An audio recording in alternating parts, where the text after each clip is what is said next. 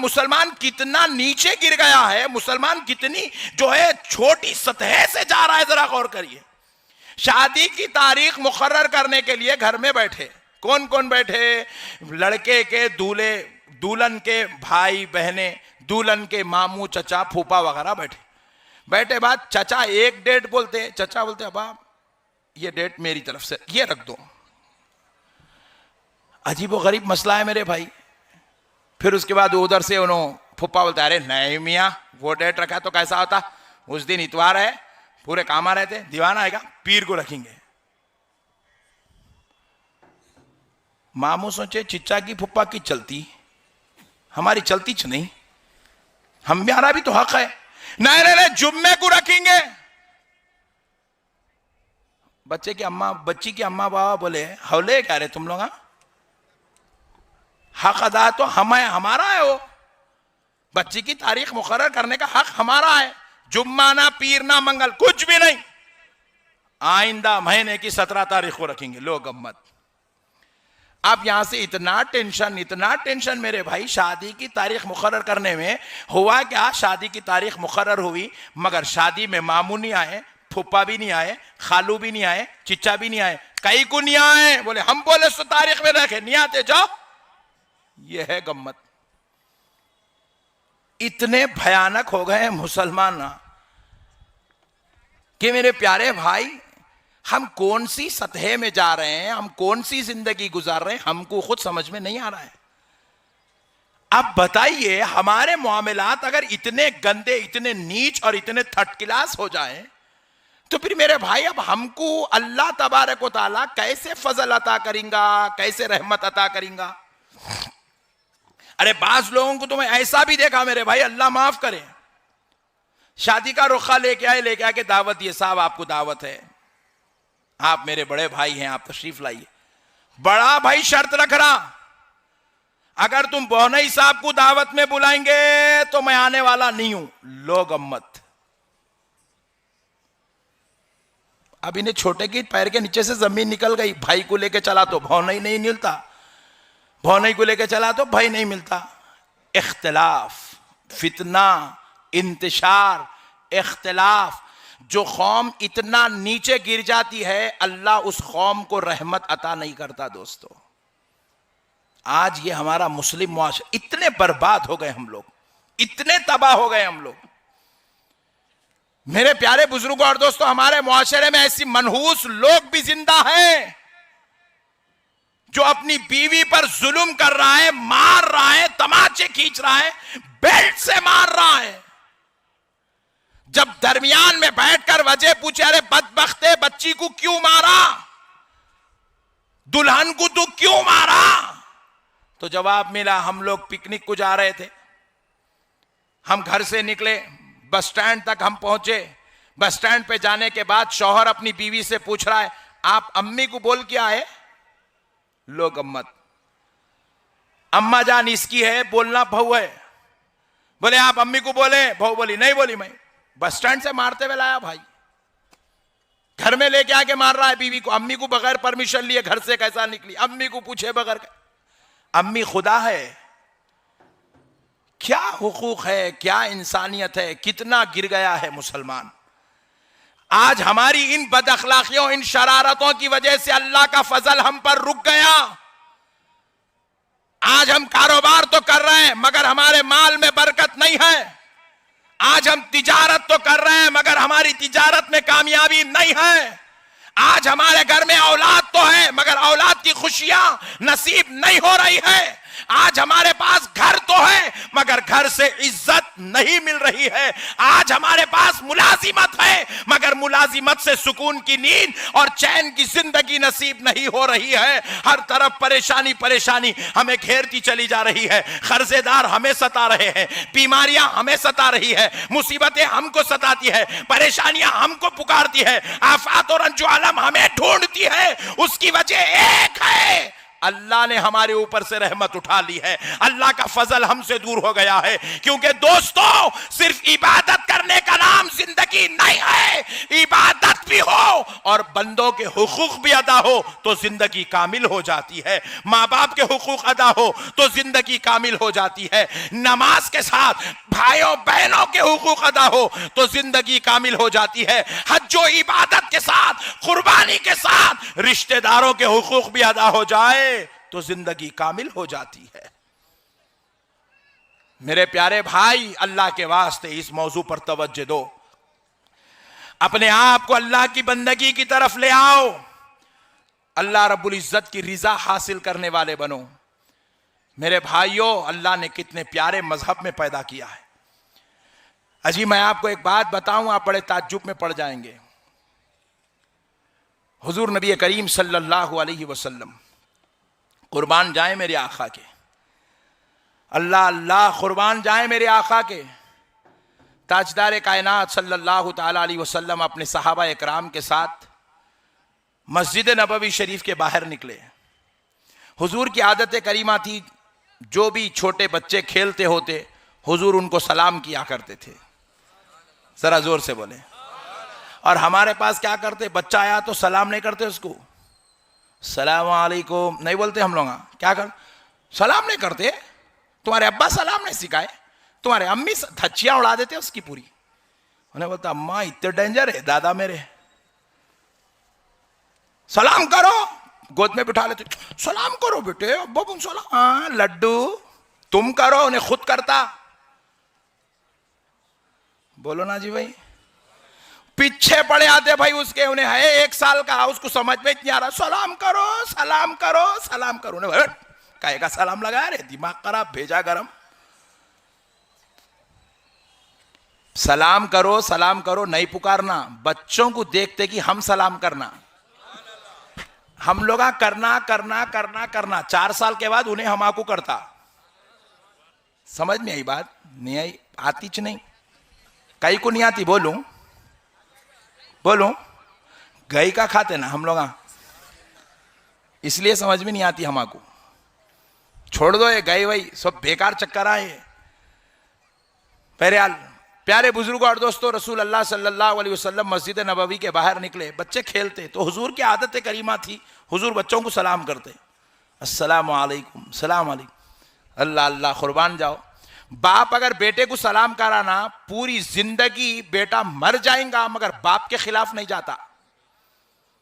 औलाद को फरमा बरदार बनाने का सबसे बेहतरीन तरीका है बेटे को सलाम करना। नया फार्मूला मिला आज आप लोगों को, नहारी उल्टी भी पकती बोल के सुन रहे आप लोग। प्यारे बुजुर्गों और दोस्तों, अगर बहू को आप चाहते हैं आपकी बहू अम्मा के घर को जा नहीं, तो आप क्या करना, बहू को सलाम करना, अम्मा अच्छे है बोल के खैरियत पूछना, सलाम करना। बहू को बोलना अम्मा अच्छे है बेटे आप, खैरियत पूछना। चाय लाके दिए तो चाय पी के दुआ देना, अम्मा तुम्हारा सुहाग सलामत रहो, तुम्हारा पेट ठंडा रहो, तुम्हारे बच्चे अच्छे रहो, तुम खुश रहो, ऐसी दुआ दो। फिर मैं देखता हूं कौन सी बहू है घर को जाती है अम्मा के, उसको अम्मा के घर से प्यार, अम्मा के घर से ज्यादा प्यार जब ससुराल में मिला तो उन्हें जाती कहीं को जी। हम लोग यहाँ उठे की ताने, बैठे की ताने, लेटे की ताने, आते की ताने, जाते की ताने। तुम्हारे अम्मा ये सिखाए, तुम्हारे बाबा ये सिखाए, ये करे, ऐसा बोले थे ना, वैसा बोले थे ना। उन्हें सुनते सुनते उन्हें बोलती ये जो है रेडियो सुनने से बेहतर है जाके 4 दिन सुकून से रह के आती हूं मैं। प्यारे बुजुर्ग और दोस्तों, हमने इस्लाम छोड़ दिया, सिर्फ हम नाम के मुसलमान रह गए। हमारे पास इस्लामी तालीमात नहीं है, अखलाक नहीं है, तहजीब नहीं है, इंसानियत नहीं है। हमने सारी चीजों को फरामोश कर दिया है। हम बदअखलाक हो गए, हम बेदीन हो गए, हमारे अंदर से इंसानियत खत्म हो चुकी है। हम शरारत के इमाम बन चुके हैं, शराफत हमसे पनाह मांगती है और हम हर बुराई को अपने गले से लगा के जिंदगी गुजार रहे हैं। इसलिए आज हमारा बेटा हमारा नहीं है, आज हमारी बहू हमारे को साथ देने तैयार नहीं है, आज हमारी औलाद हमारे पीछे चलने तैयार नहीं है।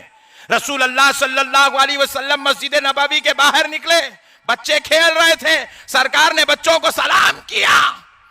उन बच्चों में एक यहूदी की बच्ची भी खेल रही थी। वो यहूदी की बच्ची देखी, हा सुभान अल्लाह, ये इतने लोग तो हैं मगर इतनों में करम नवाज आमिना का लाल है। बच्ची किसी सहाबी के पास नहीं बल्कि आमिना के लाल के पास आई, आके सरकार का हाथ पकड़ ली। क्या करी? सरकार का हाथ पकड़ ली। नबी पाक सल्लल्लाहु अलैहि वसल्लम ने उस बच्ची के चेहरे पर, सर पर हाथ फेरा, रहमत वाला शफकत वाला दस्ते अक़दस फेरा। बच्ची ने नबी पाक से कहा, आप मेरे घर को चलिए। जरा जोर से कह दें, छोटी बच्ची है, कहा मेरे घर को चलिए, मेरे घर को चलिए। हाथ पकड़ ली हुजूर का, कह रही अल्लाह अल्लाह, सारी कायनात का आका मेरे भाई, जो जहां चले अबर जिसके ऊपर साया, उनके लिए हज को फर्ज किया। और हज बैतुल्लाह के लिए परवरदिगार ने अपने बंदों को अपनी बारगाह तक आने की तौफीक अता फरमाई और उन्हें वो मुबारक आमाल करने का शर्फ अता कर रहा है जो अल्लाह रब्बुल इज़्ज़त की रिज़ा और उसकी मोहब्बत का सबब है और गुनाहगारों के लिए जन्नत में जाने का ज़रिया है। और अल्हम्दुलिल्लाह ये अल्लाह रब्बुल इज़्ज़त का बहुत बड़ा एहसान है कि परवरदिगार ने हमारे लिए कुर्बानी को वाजिब किया। रसूल आज़म सल्लल्लाहु ताला अलैहि वसल्लम इरशाद फरमाते हैं, जब कोई बंदा कुर्बानी देता है, जिसके नाम से भी कुर्बानी होती है, कुर्बानी के जानवर के ज़ुबाह करते वक्त जो खून का कतरा ज़मीन पर गिरता है, उस गिरने वाले पहले ख़तरे से पहले अल्लाह तबारक व ताला उस शख्स के तमाम गुनाहों को मुआफ़ कर देता है जिसके नाम से कुर्बानी दी जाती है। प्यारे बुजुर्ग और दोस्तों, कुर्बानी देने की दो सूरतें बयान होती हैं। शरीयत में कुर्बानी उन लोगों पर वाजिब है जो लोग साहिब निसाब हैं, साहिब इस्तिताअत हैं, अल्लाह ने जिनको पैसा दिया, रुपया दिया, माल दिया, जेवर दिया, जिनके पास बैंक बैलेंस है, जिनके पास सोना है, जिनके पास चांदी है। अल्लाह रब्बुल इज़्ज़त ने ऐसे लोगों पर कुर्बानी को वाजिब किया। ये तो एक तबका है जिनके ऊपर कुर्बानी वाजिब है। और अगर आप रूहानी दुनिया में सूफिया इकराम के पास आ जाएं तो सूफिया इकराम फरमाते हैं, ऐसा शख्स भी कुर्बानी दे जिसके पास मुसीबत ज्यादा है, ऐसा शख्स भी कुर्बानी दे जिसके ऊपर बलाएं ज्यादा है, ऐसा शख्स भी कुर्बानी दे जिसके पास बहुत ही ज्यादा तकालीफ, मसाइब, रंजो आलाम, सदमे पड़े हुए हैं। कहा हजरत ऐसे आदमी तो कुर्बानी वाजिब नहीं, अल्लाह ने वाजिब नहीं किया, लेकिन फिर ऐसा आदमी कुर्बानी क्यों दे? तो फरमाते हैं कि कुर्बानी अल्लाह तबारक व ताला का वो पसंदीदा अमल है जिस जगह कुर्बानी के जानवर का खून गिर जाता है वहां से बलाएं उठा ली जाती है, वहां से मुसीबतों को दूर कर दिया जाता है। वहां पर अल्लाह रब्बुल इज़्ज़त की रिज़ा के लिए जब जानवर को ज़ुबा किया जाता है तो अल्लाह तबारक व ताला वहां की होने वाली बलाओं को उठा लेता है, परेशानियों को दूर कर देता है, मसाइब व आलाम को अल्लाह तबारक व ताला नीस तो नाबूद कर देता है। और कुर्बानी जिसके नाम से दी जाती है, अल्लाह उसे बलाओं से महफूज कर देता है, बीमारियां उसकी दूर की जाती है, अल्लाह रब्बुल इज़्ज़त का फजल अजीम उस पर नाजिल होता है। कहा है अल्लाह उस पर वाजिब तो नहीं है, कहा बेशक कहा है बुजुर्गों उस पर तो वाजिब नहीं है। तो बुजुर्गों ने जवाब दिया, हाँ उस पर कुर्बानी वाजिब नहीं है, लेकिन कुर्बानी सिर्फ अपने माल को साफ करने का ही जरिया नहीं है, अपने माल को पाक करने का जरिया ही नहीं है। कुर्बानी सिर्फ अपने गुनाहों को पाक मिटाने का जरिया नहीं है, बल्कि कुर्बानी मुसीबतों के मिटाने का भी जरिया है। कुर्बानी अल्लाह को राजी करने का सबसे बेहतरीन जरिया है, बलाओं, आफात, रंजो अलम को दूर करने का भी सबसे बेहतरीन जरिया कुर्बानी है। तो इसलिए प्यारे बुजुर्ग और दोस्तों, फरमाया जाता है कि कुर्बानी देना चाहिए, इससे देने से अल्लाह तबारक व तआला की रिजा मिलती है। बल्कि एक हदीस शरीफ में आता है, नबी करीम सल्लल्लाहु अलैहि वसल्लम इरशाद फरमाते हैं, जब कोई शख्स कुर्बानी देता है तो कुर्बानी के जानवर पर जितने बाल होते हैं उन बालों के बराबर का सवाब जिसके नाम से कुर्बानी होती है उसको दिया जाता है।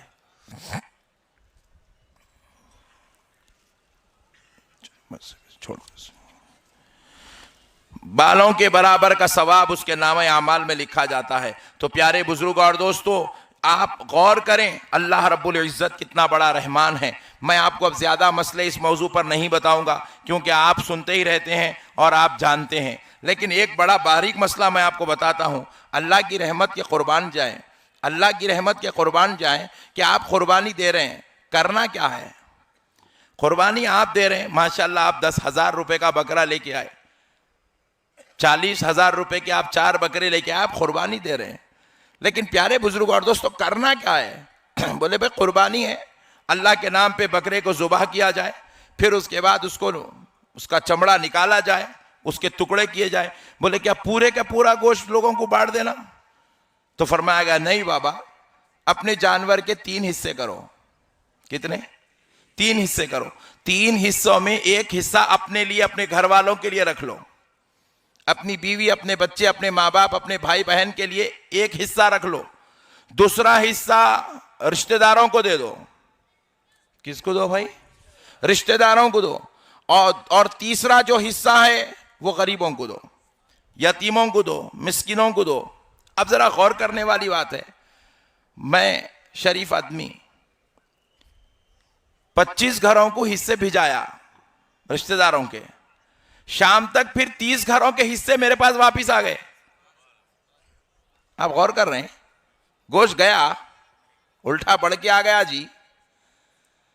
मेरे प्यारे बुजुर्ग और दोस्तों, गौर करने वाली बात है, आपका हिस्सा तो आपका ने है ही है, दूसरा आप रिश्तेदारों को दे रहे हैं, तो आप भी किसी ना किसी के रिश्तेदार है, फिर वो रिश्तेदार आपको दे रहे हैं। गोश्त जा रहा कहां? अभी उल्टा क्या हो गया, एक साहब बकरा काटे तो उन्होंने बोले कबाबा डालना है। अब बकरे के गोश्त के कबाबा डालू बोल के ऊपर नीचे हो रहे, तो अल्लाह ताला क्या करें, इनके बकरे का गोश्त रिश्तेदार को भी जाके रिश्तेदार कन से गाय का गोश्त आ गया, लो डालो अब कबाबा। आप गौर कीजिएगा, मैं आपको हंसते खेलते इस्लाम समझा रहा हूं कि आपका ने गोश्त कम नहीं हुआ। ये आपकी हमारी मेंटालिटी, हम लोग सोच रहे हैं हम लोग जो बचा लिया हमारा है, गया सो चलेगा, नहीं गया आता। ये कानून कुदरत है, आपको अल्लाह कह रहा है रिश्तेदारों को दो, तो फिर आपके रिश्तेदारों को भी बोल रहा है रिश्तेदारों को दो। आप जब उनको देंगे तो फिर उन्होंने आपको देंगे, आपका ने तो गोश्त बराबर है।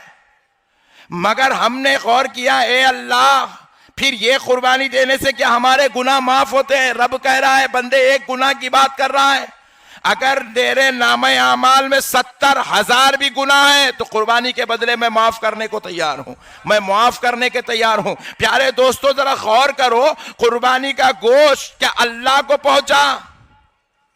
नहीं पहुंचा। कुर्बानी का गोश्त आपने रिश्तेदारों को पहुंचाया, गरीबों को पहुंचाया।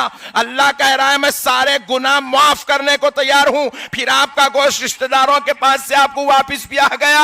अल्लाह कह रहा है बंदे मैं तेरे गुनाह माफ करने को तैयार हूं। हमने कहा हे अल्लाह, ना तो हमने तुझे गोश्त दिया है, ना तो हमने तुझे खून दिया है, ना तो हमने तुझे चमड़ा दिया है। वे अल्लाह, ये तो सब सारी चीजें हम ही खा रहे हैं, पाए भी हम खा रहे हैं, जुबान भी हम खा रहे हैं, गोश्त भी हम खा रहे हैं, गुर्दे कलेजी भी हम खा रहे हैं, फिर गुनाह हमारे कैसे माफ हो रहे हैं? रब ने कहा बंदे सुन, इसलिए तेरे गुनाह माफ हो रहे हैं क्योंकि तू उस गोश्त में सिर्फ अपना हक नहीं रख रहा है, अपने भाइयों का हक भी अदा कर रहा है, अपनी बहनों का हक भी अदा कर रहा है, अपने मामू खालू चीचा फूफा का हक अदा कर रहा है, गरीबों का हक अदा कर रहा है।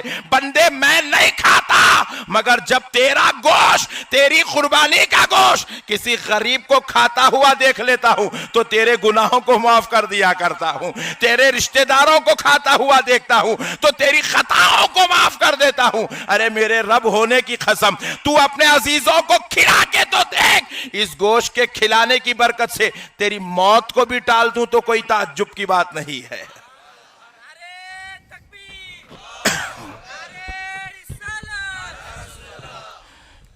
ये कुर्बानी कुर्बानी नहीं है दोस्तों, ये कुर्बानी हुकूक अदा करने का तरीका सिखा रही है। इसके अंदर रिश्तेदारी की अजमत बतलाया जा रहा है, इसके अंदर गरीबों के हुकूक की अदायगी सिखाई जा रही है। रूहानियत अलग चीज है, ये जो हमारे सामने जाहिरी कैफियत है, ये जाहिरी कैफियत है कि गरीबों को खिलाने से अल्लाह खुश होता है, रिश्तेदारों को खिलाने से अल्लाह खुश होता है। मेरे प्यारे बुजुर्गों और दोस्तों, हमारे बुजुर्गान दीन फरमाते थे, आप अपने आप को फाखाकश बना लो, यानी कि कम खाने वाला बनाओ, कम खाने वाला बनाओ, क्योंकि ज्यादा खाने वालों पर गफलत तारी होती है, वो अल्लाह की इबादत कामिल अकमल तौर पे नहीं कर सकते।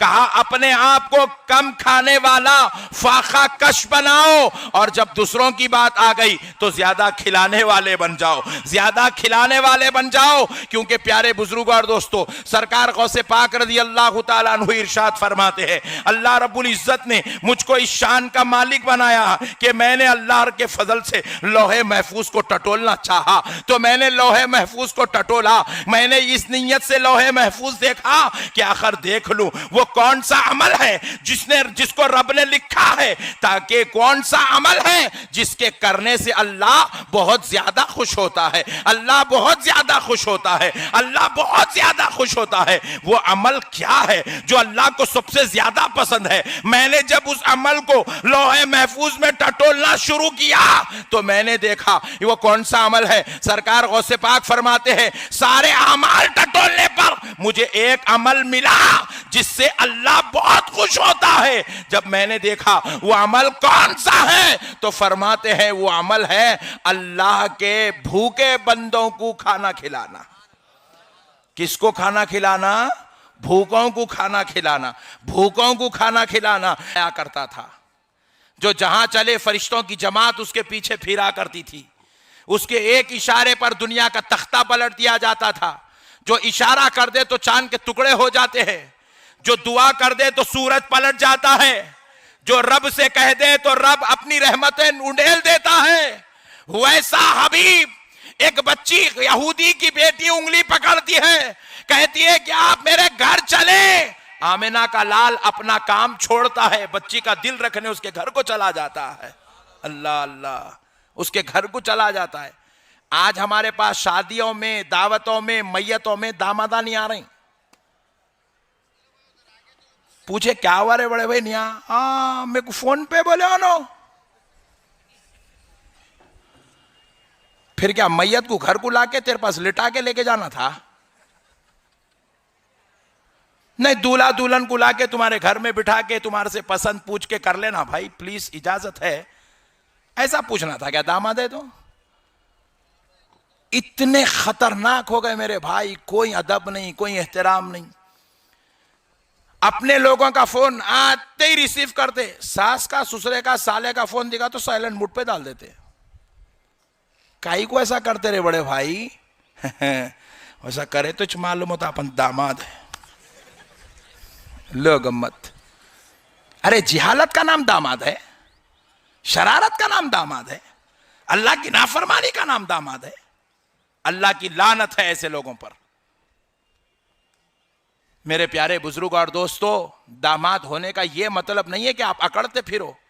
दामाद होने का यह मतलब है कि आप खानदान में मोहब्बत के फूल बिछाते फिरो, आप खानदानी मामलात को जोड़ के रखो। कभी बाप बेटी को तकलीफ में मुब्तला मत करो, कभी अपनी बीवी को उसके माँ के साथ फितनों में, इंतशार में, इख्तिलाफ में, तकलीफ में मुब्तला मत करो। खुदा की कसम ये रिश्ता भी हमारे लिए जन्नत में जाने का जरिया बन जाएगा। रसूल अल्लाह सल्लल्लाहु अलैहि वसल्लम को यहूदी की बच्ची ने हाथ पकड़ा, अपने घर को चलने का। हुजूर चले गए घर को, अल्लाह अकबर, हुजूर घर को चले गए। अब बड़ी पते की बात सुनिए, वो जिसकी बच्ची थी वो कोई मामूली यहूदी नहीं था, वो इतना खतरनाक एंटी यहूदी था कि रसूल अल्लाह का उस जमाने में सबसे बड़ा और कट्टर दर्जे का दुश्मन था। हुजूर की हर अदा पे इख्तिलाफ करता था, हुजूर के हर बयान पे फितना खड़ा करता था, हुजूर के हर अमल पे जो है तोहमत और इल्जाम लगाता था, हुजूर की हर बात के ऊपर नौज बिल्लाह एक नया इख्तिलाफ, नया फितना, नया इंतशार खड़ा करता था। और जब उसकी बच्ची ने हाथ पकड़ के कहा मेरा नबी अपने दुश्मन के घर को तशरीफ ले जा रहा है, सरकार गए उसके घर में बैठ गए। उसकी मां परेशान हो गई, रसूल अल्लाह घर को तशरीफ लाए। कहा मां मैंने कहा है मोहम्मद अरबी तशरीफ लाए। अल्लाह अकबर। हजरत अबू बकर हजरत उमर भी अंदर तशरीफ ले गए, दीगर साहबा बाहर घर के खड़े हुए। घर छोटा है, शहर है। कुछ देर गुजर गई, वो बेचारी बच्ची की मां बकरी का दूध दोह रही है ताकि हुजूर को पेश कर दूं। रसूल पाक अलैहिस्सलाम इंतजार में है। हाय हाय हाय, कुर्बान जाए दोस्तों, सारे नबियों का इमाम एक बच्ची की दावत पर घर में बैठा हुआ है। अल्लाह अकबर। हुआ क्या, कुछ देर बाद वो बच्ची का बाप जो एंटी यहूदी, जो इंतहाई कट्टर दुश्मन है, वो आया। नबी करीम सल्लल्लाहु अलैहि वसल्लम के साहबा को घर के बाहर ठहरे देखा, परेशान हो गया। शायद ये लोग मुझे मारने के लिए आए हैं, शायद ये मुझे बदला लेने के लिए आए हैं। साहबा इकराम आगे बढ़े, उसको अपने गले से लगाए, कहा मुबारक हो, मुबारक हो, अल्लाह का हबीब तेरे घर आ गया है। लामका वाला आज तेरे घर आ गया है। सिदरतुल मुंतहा पर खड़ने वाला आज तेरे घर आ गया है। फरिश्ते जिसकी इजाजत के बगैर जिसके घर में दाखिल नहीं होते, वो नबियों का इमाम आज तेरे घर में आ गया है। साहबा ने उसको मुबारकबाद दी है। वो अंदर आया, जैसे नबी पाक को अपने घर में देखा, हुजूर पाक अलैहिस्सलाम ने उसका बड़े ही प्यार के साथ, मोहब्बत के साथ उसको अपने करीब बुलाया, अपने दामन रहमत में बुलाया। खुदा की कसम, अभी नबी घर के बाहर नहीं निकले, वो चिल्ला उठा, बेशक यही इस्लाम है जो दुश्मनों के साथ भी सिले रहमी करता है, जो दुश्मनों के साथ भी मोहब्बत करता है, जो अपने सताने वालों को सताकर बदला नहीं देता, दुआओं से बदला देता है, मोहब्बतों से बदला देता है, प्यार से बदला देता है। यह कहता हुआ अंदर गया, अपनी बीवी को लाया, कहा ऐ मोहम्मद कलमा पढ़ा दो, मैं भी मुसलमान होना चाहता हूं।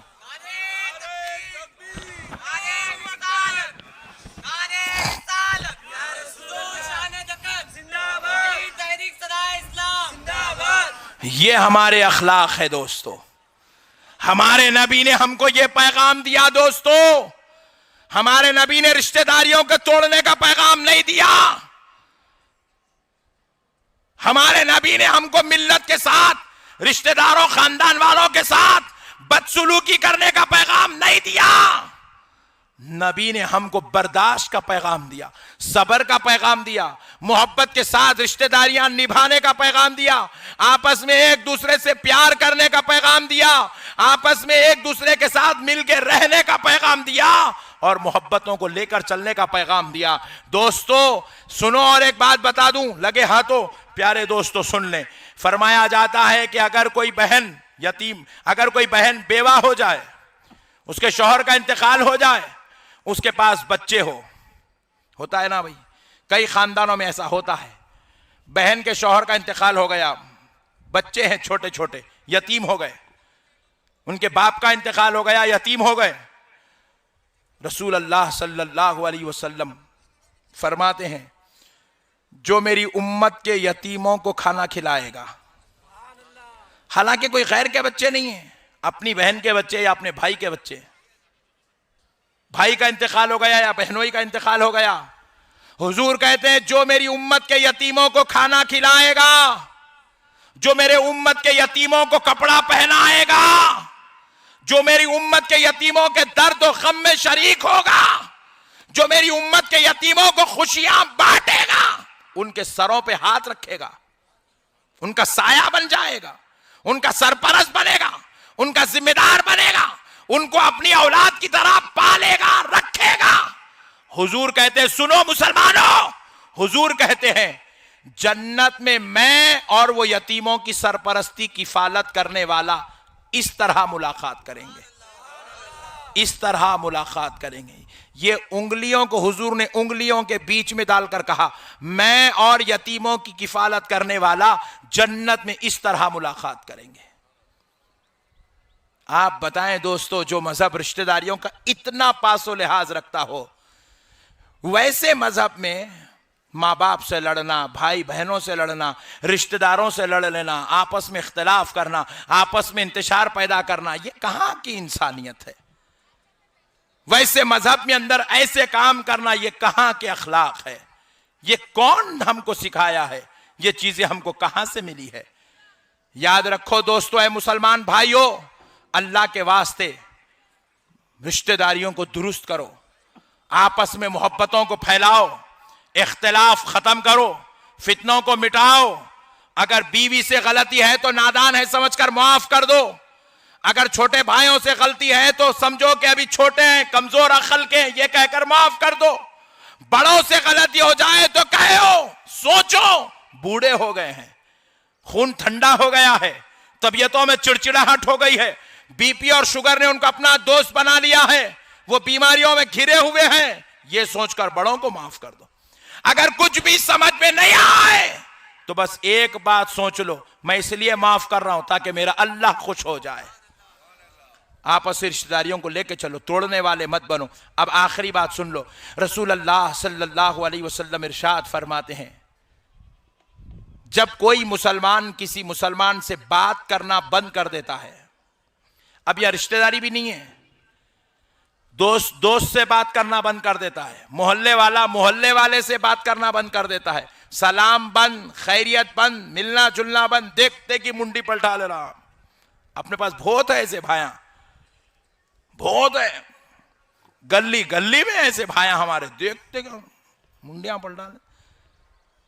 पलटा लेते पट्टे। रसूल अल्लाह सल्लल्लाहु अलैहि वसल्लम फरमाते हैं, जब दो मुसलमान आपस में बात करना बंद कर देते हैं, सलाम खैर खैरियत का ताल्लुक खत्म हो जाता है, बातचीत बंद हो जाती है, हुजूर कहते एक जुमा गुजरने पर उनके दिल पर एक काला नुक्ता पड़ता है। कितना? एक काला नुक्ता। दूसरा जुमा गुजरता है तो हुजूर कहते हैं उनका आधा दिल काला हो जाता है। हुजूर फरमाते हैं तीसरा जुमा गुजरता है तो उन मुसलमान का पूरा दिल काला हो जाता है, पूरा दिल काला हो गया। रसूल अल्लाह सल्लल्लाहु अलैहि वसल्लम फरमाते जब मुसलमान आपस में बातचीत सलाम कलाम बंद करते हैं तो 3 जुमा गुजरने पर पूरा दिल काला हो गया। और फरमाते हैं काले दिल वाले की ना दुआ कबूल होती है ना इबादत कबूल होती है। अब वो मामला बंदे बंदे का नहीं रहा, अब वो मामला रब के हवाले हो गया है। अल्लाह कह रहा है दिल वाले निकल, मेरी जो तेरी दुआ कबूल करनी नहीं है। तू अपने माँ का दिल तोड़ कर आया है, अपनी बीवी का दिल तोड़ कर आया है, अपने भाई का दिल तोड़ कर आया है, अपने बच्चों का दिल तोड़ कर आया है, मुझे तेरी दुआ कबूल करनी नहीं है, निकल जा मेरे दरबार से। तेरे घर वाले तुझसे खुश नहीं हो तो तेरा रब भी तुझसे खुश नहीं है। अल्लाहु अकबर। अल्लाह के वास्ते दीन को समझो दोस्तों, अपने आप को संभालो, अपनी ईमानी कैफियत को संभालो, अपनी रिश्तेदारियों को संभालो, अपने आमाल को संभालो, अपनी मुसलमानियत को संभालो, अपने मजहब को संभालो। ये हमारा अव्वलीन फरीजा है मेरे भाई। दुनिया से आए सद्दाम हुसैन जैसा बादशाह चले गया, गया नहीं गया? सद्दाम हुसैन मेरे भाई, उसकी कुर्सी पे बैठने जॉर्ज बुश अमेरिका को आया करते, कैसी है देखेंगे बोल के। वो सल्तनत का मालिक दुनिया से चले गया, मगर कुछ भी लेके गया मेरे भाई? जरा बताएं। खजाफी जैसा बादशाह लिबनान का दुनिया से चला गया, मगर साथ में कुछ भी लेकर नहीं गया, कुछ भी नहीं ले गया मेरे भाई। हुजूर निजाम मीर उस्मान अली खान साहब दक्कन के बादशाह दुनिया से गए, मगर दुनिया से कुछ भी नहीं ले गए। जब बड़े बड़े बादशाहों कुछ नहीं ले गए तो हम लोग तो गरीब लोग आए, फकीर मिस्किन लोग आए, इतने लोग बैठे हुए। मैं समझता हूँ इसमें से 70% तबका आज भी ऐसा है कुर्बानी नहीं दे रहा। पकड़ के पूछे कहीं को नहीं दे रहे, बड़े गरीब है मौलाना। जिनके पास कुर्बानी देने के पैसे नहीं है तो उन्हें लिख जाएंगे क्या? जरा सोचो, लिख जाएंगे? जरा बोलो ना जी। कुर्बानी नहीं दे रहे हैं, कहां से लेके जाएंगे? हैच नहीं कुछ भी। सोचो मेरे दोस्तों, जिनका ने था वो कुछ भी नहीं ले गए, हमारे कने हैच नहीं तो हम क्या लेके जाएंगे? मगर खुदा की कसम जाएंगे, दुनिया से जाना हक है। जब जाएंगे माँ बाप की दुआएं साथ में लेकर जाएंगे, रिश्तेदारों का हुकूक अदा करना साथ में लेकर जाएंगे, पड़ोसियों के साथ नेक बर्ताव करना साथ में ले जाएंगे, मोहल्ले वालों के साथ आला अखलाक आला किरदार ये साथ में लेकर जाएंगे। इंशाअल्लाह अमल करेंगे मेरे भाई, करेंगे मेरे भाई। अल्लाह चाहा तो आज के दिन को अपने लिए रहमत वाला दिन बना लो, इनाम व फजल इकराम व करम वाला दिन बना लो। आज के दिन इख्तिलाफ खत्म, इंतशार खत्म, फितने खत्म, मोहब्बतों को आम करो, आपस में एक दूसरे के साथ नेक बर्ताव करो और दिल बड़ा रखो, माफ कर दो। अगर छोटा भाई चल के नहीं आ रहा है, बीवी इख्तिलाफ करके चले गई, चल के नहीं आ रही है, बेटा इख्तिलाफ करके गया, नहीं आ रहा है, आप खुद चले जाइए घर को, जाके सीने से लगा के दिल बड़ा करके बुला के ला लीजिए। अल्लाह ताला आपके एक एक कदम जो रिश्तेदारी निभाने के लिए उठा है, मुझे कहने दीजिए, एक एक कदम के बदले में अल्लाह आपको एक एक हज का सवाब अता फरमाएगा। रिश्तेदारियों को निभाना बड़ी बात है दोस्तों। बस अल्लाह के वास्ते इस बयान को, इस गुफ्तगू को अपने जहन में जगा दीजिए, खाली सुन के वाह वाह करके मत जाइए, अमल करिए, अल्लाह राजी होगा, आखिरत मिलेगी, जन्नत में जगह मिलेगी, दुनिया से जाएंगे तो खबर में रहमत होगी, अल्लाह के अजाब से बचेंगे। और दोस्तों आज कुर्बानी का दिन है। कुर्बानी करने के बाद आपके जानवर का जो भी गोबर निकलता है, अंदर के अंतड़ियां क्या क्या निकलते, वो लेके जाके बाजू वाले के घर के सामने नको फेंको, नहीं फेंकते क्या, कचरा कुंडी बोल के बाजू वाले घर का नहीं फेंक दे रहे हैं। गोश्त कबाबा हम लोग खा रहे हैं, 5 दिन तक बदबू होने सुन रहा। अल्लाह के वास्ते ऐसा मत करो, आपके घर के सामने रखो, GHMC की गाड़ी आएंगी, आप उसमें डाल दो, नहीं आई आप खुद लेके जाके ऐसे दूर मुकाम पर फेंको जहां पर कोई आदमी को उसकी वजह से तकलीफ नहीं होती हो। यह भी कुर्बानी का एक हक है कि हमारे जानवर की गलाजत की वजह से किसी पड़ोसी को या किसी गैर मुस्लिम को या किसी मुसलमान को तकलीफ नहीं होना चाहिए। प्यारे बुजुर्ग और दोस्तों, अब दूसरी बात सुन लीजिए कि जब आप कुर्बानी का जानवर काटेंगे तो उसका चमड़ा आप जामे निजामिया को देंगे। किसको देंगे भाई, जरा जोर से बोले। जामे निजामिया ये हमारे हिंदुस्तान का सबसे पहला मदरसा, हिंदुस्तान की धरती पर इस्लाम सरकार गरीब नवाज लेकर आए, और हिंदुस्तान की धरती पर तालीमात इस्लाम सरकार बानी जामिया लेकर आए। हिंदुस्तान की धरती पर जो मदरसा सबसे पहला है, उससे पहले कोई मदरसा नहीं था। पहला मदरसा जो हिंदुस्तान की धरती पर है उसका नाम जामे निजामिया है। आप जामे निजामिया को अपना चमड़ा दीजिए, वो आपकी कुर्बानी के चमड़े का सबसे पहला हकदार है। मैं उम्मीद करता हूं कि आप हजरात इंशाअल्लाह ताला जो रसूल अल्लाह सल्लल्लाहु अलैहि वसल्लम